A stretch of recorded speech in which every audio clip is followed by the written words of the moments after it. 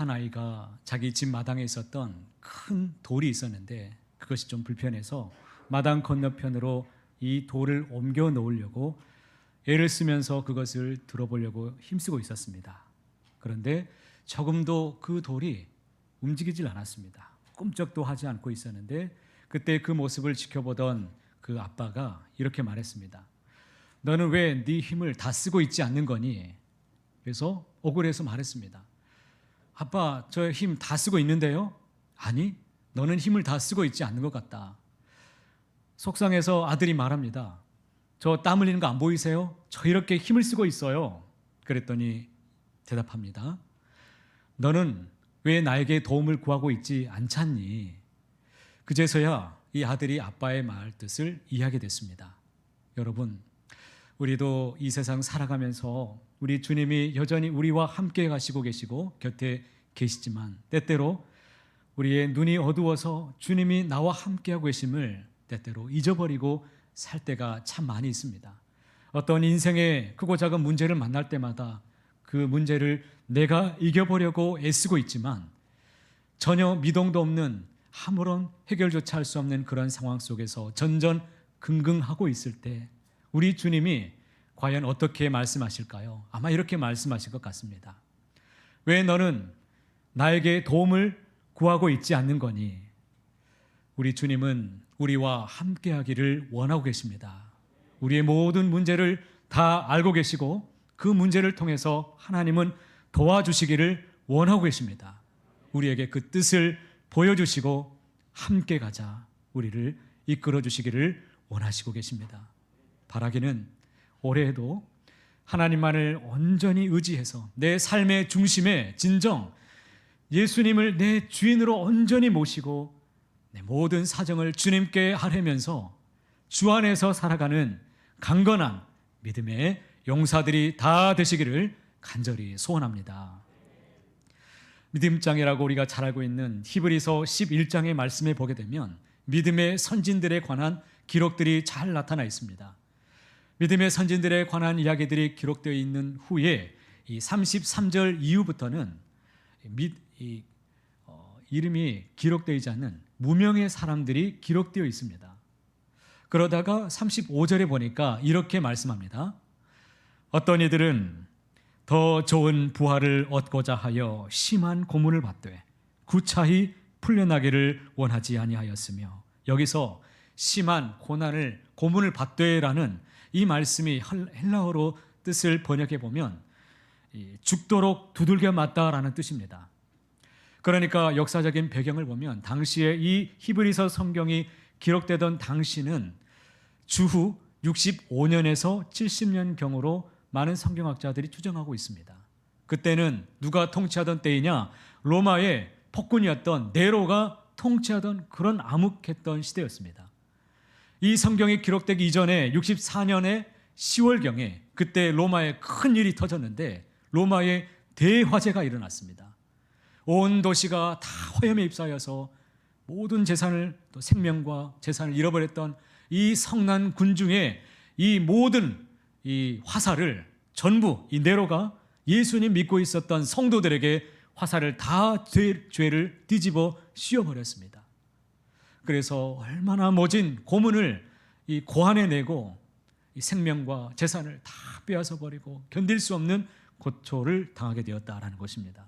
어떤 사람은 이 사지를 찢어 죽이는 형틀에서 몸을 묶고 이 찢어지는 그 상황에 그것도 너무 고통스러운데 죽는 동안에도 최대한 고통을 주기 위해서 고문관이 무엇을 했냐면 몽둥이를 가지고 두들겼습니다. 그리고 갖은 채찍을 가지고 가죽 채찍으로 마구 때렸다는 것입니다. 그리고 어떤 여인은 갓난 아기를 품에 안고 있었는데 이 아이를 죽여서 목을 베어가지고 그 어미의 목에 걸어서 목걸이에 대롱대롱 계속 걸어두게 만들었던 거예요. 예수님 믿는다는 그 이유 때문에 얼마나 많은 사람들이 고초를 당하고 믿음 때문에 힘들었지만, 그러나 믿음의 선진들은 끝까지 여러분 믿음을 결코 버리지 않았습니다. 여러분 생각해 보십시오. 당대에 얼마나 많은 고초가 있었는데 그들이 이길 수 있었겠습니까? 어떻게 이런 무지몽매한 고문을 감당할 수가 있었겠습니까? 그것은 오직 한 가지입니다. 내 안에 예수님이 살아계시기 때문입니다.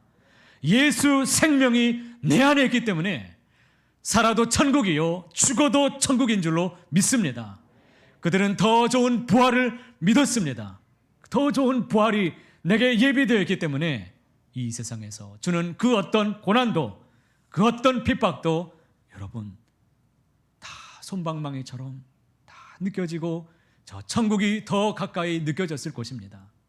그러나 여러분, 당시에 모든 사람들이 믿음을 다 지켰는가? 그렇진 않았습니다. 당시에도 너무나 견디기 어려워서 믿음이 흔들리는 사람들도 있었습니다. 어떤 이는 이 큰 파도 때문에 믿음이 흔들려서 파도에 마치 떠내려가는 사람들도 있었습니다. 심지어 자기 예수님을 버리고 유대교로 다시 개종하면 그래도 핍박이 없었기 때문에 유대교로 개종하려고 했었던 사람들도 있었습니다. 그때 이 성경에서 하나님이 1절을 통해서 우리에게 분명하게 말씀하십니다. 그러므로 우리는 들은 것에 더욱 유념함으로 우리가 흘러 떠내려가지 않도록 함이 마땅하니라.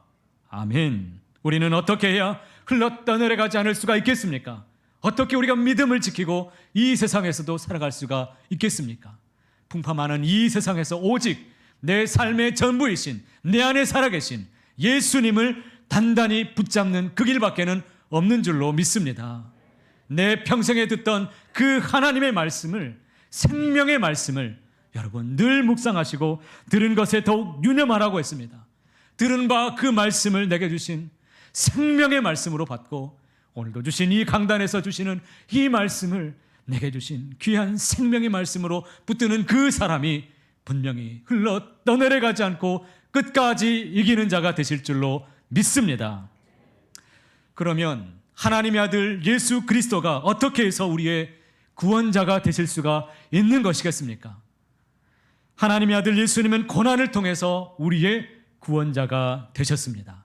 10절 말씀해 보니까 그러므로 만물이 그를 위하고 또한 그로 말미암은 이가 많은 아들들을 이끌어 영광에 들어가게 하시는 일에 그들의 구원의 창시자를 고난을 통하여 온전하게 하심이 합당하도다. 여러분, 하나님의 아들 예수님께서는 우리를 이끌어서 영광의 자리에 들어가도록 하기 위해서 고난을 몸소 모든 것을 다 받으셨습니다. 여러분, 맨 앞에서 대신 고난을 받으시고 가장 먼저 고난의 길을 나를 위해서 그 영광의 자리에 들어가도록 하기 위해서 영광의 백성이 되게 만드시기 위해서 참으시고 걸어가셨다라는 것입니다. 여러분, 생각해 보십시오. 맨 먼저 앞서가는 것은요, 비바람을 가장 먼저 맞는 일입니다. 가장 세게 맞고 가장 많이 맞고 가장 아픈 자리가 맨 앞서가는 자리입니다. 제가 중학교 3학년 때 중간고사를 마치고 윤리 수업 시간이었습니다. 그런데 반 아이들이 얼마나 시끄럽게 떠들든지 이 선생님이 화가 나서 틀린 점수대로 때리겠다라고 엄포를 넣더니 갑자기 밀걸레 자루를 뒤에서 가지고 오더니 밀걸레 자루로 우리를 점수대로 때리겠다. 그래서 이 하나 틀린 사람을 불렀습니다. 제 이름을 불렀습니다. 왜 웃으십니까? 다 맞은 사람은 한 명도 없었고 제가 하나 틀렸는데 믿어주시기 바랍니다. 믿어주세요. 제가 하나 틀렸어요.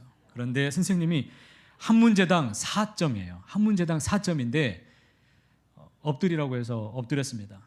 저는 정말 멋있게 맞고 싶었어요. 그런데 네 번째 이 매를 맞았을 때는 얼마나 아프게 한 대, 두 대 때리는지 네 번째 퍽 맞았을 때는 제가 너무너무 아파서 막 픽 쓰러지고 말았어요.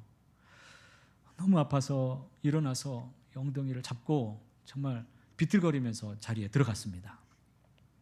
제 다음에 3개 틀린 애가 있었어요. 이 아이는 정말 제가 맞아봤기 때문에 정말 불쌍한 심정으로 제가 쳐다봤습니다. 근데 선생님이 걔는 3대만 때렸어요. 4개 틀린 애가 있었습니다. 걔도 불렀습니다. 그런데 선생님이 4대만 때렸어요. 아니 나는 왜 틀린 점수대로 4대를 때리고 말도 안 되는 일이 터지나? 선생님이 계산을 잘못했나? 아니었어요. 때리면서도 자기도 느꼈겠죠. 잘못 계산했다는 것을. 그러면서 이 세 사람만 때리다가 멈추고 던져놓고 엄포만 내리고 우리를 교훈 삼아서 이제 아이들은 조용해졌지만 저는 내가 왜 이 떠드는 아이들 때문에 내가 맨 먼저 맞아서 맨 먼저 왜 이렇게 아파야 했는가. 웃을 수 없는 일이었어요. 그때는 너무 그때 상처가 됐어요. 그때는 너무너무 아팠고 이해할 수가 없었어요. 예수님은 가장 먼저 비바람을 맞으셨습니다. 가장 먼저 아프신 자리에 가장 먼저 모든 고난을 다 짊어지셨어요. 욕망의 노예가 된 무리로부터 버림을 받았습니다. 권력에 눈먼 사람들, 기득권과 자기 아집에 빠져버렸던 종교 지도자들로부터 모함을 받았습니다. 그리고 무지막지했던 그 로마 병사들로부터 모욕과 채찍질과 침뱉음과 그리고 십자가형을 받아서 모진 고난을 받으시고 십자가를 지셨습니다. 게다가 사랑했던 자기 제자들에게 버림을 받았습니다. 심지어 하늘 아버지로부터 잠시 버림을 받아야만 했던 우리 예수님이셨습니다. 우리도 이 세상 살면서 여러분 고난을 만날 때가 있지요. 예수님 잘 믿어도 어려운 일들 만날 수 있습니다. 그럴 때 우리는 나를 위해서 영광의 자리에 우리를 이끌어 가기 위해서 고난을 먼저 당하신 예수님을 깊이 생각하시기를 바랍니다. 우리 예수님을 깊이 생각하시면 어떠한 고난도 어려움도 시험도 상처도 우리 주님 생각하면 넉넉히 능히 견딜 수 있을 줄을 믿습니다. 18절에 그래서 이렇게 말씀하시죠. 다 같이 읽어보시겠습니다. 그가 시험을 받아 고난을 당하셨은즉 시험 받는 자들을 능히 도우실 수 있느니라. 아멘. 시험을 받아 고난을 당한 우리 주님께서 시험을 받아 고난을 당한 모든 사람들을 모든 인생의 고통을 잘 아시는 우리 주님께서 능히 다 모든 것을 고치시고 싸매시고 도우실 수 있으시다라는 말씀이십니다. 이 말씀을 꼭 단단히 우리 심령에 새기시고 우리 심령에 새겨 믿음으로 늘 응답하는 복된 삶이 되시기를 소망합니다. 여러분 히브리서 4장 15절에 보니까 이렇게 말씀합니다. 우리에게 있는 대제사장은 우리의 연약함을 동정하지 못하실 이가 아니요 모든 일에 우리와 똑같이 시험을 받으신 이로되 죄는 없으시니라. 여기서 동정하다라는 이 헬라어의 이 뜻을 보면 쉼파데오라는 이 단어를 쓰고 있는데 이 말은 함께 고난을 당하다, 함께 고초를 당하다, 함께 이 고통을 느끼다라는 단어를 쓰고 있습니다. 그러니까 함께 아파해주고 함께 고통을 느껴주고 계신다, 느끼신다. 바로 이 말씀이십니다. 하늘의 하나님 아버지의 우리 하늘 아버지의 우리 아들이신 예수님이 이 땅에 인간의 육체의 몸을 입으시고 인카네이션 하셨습니다. 성육신 하셨습니다. 그분이 우리 육체의 고통을 다 한계를 경험하시고 우리가 가지고 있는 아픔과 내가 가지고 있는 상처, 내가 가지고 있는 인생의 모든 문제, 형편, 내 처지를 다 이해하시고 능히 우리를 도우실 수 있으시다라는 말씀이십니다. 그러므로 때를 따라 돕는 그 은혜를 항상 맛보기 위해서, 그 은혜를 항상 누리기 위해서, 도움을 받으시기 위해서 주님께로 항상 가까이 나오시기를 축복합니다. 미국에 아웃리치 선교교회가 있는데 그 교회에 성구영신 예배를 드리고 있었습니다. 그 예배 중간에 어떤 한 남자가 중간에 이 문을 열고 들어왔습니다. 그런데 이 남자의 손에는 자동소총이 들려 있었습니다. 어떤 성도들이 그것을 발견하고 비명을 질렀고 어떤 성도들은 문 밖으로 도망을 쳤습니다. 이 사람이 총을 들고 점점 걸어오더니 강단 앞까지 걸어왔어요. 레리 목사님이 강단 앞에 있다가 그 사람에게 방긋 웃으면서 물었습니다. 제가 무엇을 도와드릴까요? 그때 이 사람이 갑자기 눈물을 흘리면서 말합니다. 저를 위해서 기도해 주실 수 있나요? 그때 많은 성도님들이 그 자리에서 이 사람을 위해서 함께 합심해서 기도해 주었습니다. 그리고 신고를 받고 출동했던 경찰관이 이 사람을 체포했습니다. 그리고 이 사람을 위해서 이 레리 목사님이 간청하기를 이 사람을 처벌하지 말아달라고 그렇게 애원했는데 이 사람의 죄명이 무엇인 줄 아세요? 도움 요청으로 끝났습니다. 도움을 요청하기 위해서 이 사람이 교회에 찾아왔다는 거예요. 여러분, 그 어떠한 문제도 어떠한 사정도 여러분 그것을 가지고 주님께로 가지고 나오시기 바랍니다. 그 어떤 문제든지 다 주님께로 가지고 나오세요. 단 총 들고 오지 말고 그냥 여러분 빈 마음으로 그냥 그 가난한 마음으로 그대로 주님 앞에 나오시면 되십니다. 무엇이든지 주님께 도움을 요청하십시오. 주님이 우리 모든 인생의 문제를 다 이해하시고 아시는 주님께서 다 고쳐주실 줄을 믿습니다. 사랑하는 성도 여러분, 우리는 살아가면서 우리가 뜻하지 않는 인생의 풍랑과 인생의 모진 비바람을 우리도 만날 수 있습니다. 여러분, 이 비바람이 어디에서부터 어디에서 또 오는지 아무도 우리는 예측할 수 없지만 어떤 비바람은 어떤 내 마음과 건강을 치기도 합니다. 또 어떤 비바람은 내 재산을 치기도 하고 어떤 몹쓸 비바람은 내 자녀를 치기도 합니다. 내 평생에 모았던 모든 명예와 내 자존심도 흔들어 놓습니다. 심지어 내가 단단히 믿고 확신하는 내 믿음마저도 흔들어 놓을 때가 있을 것입니다.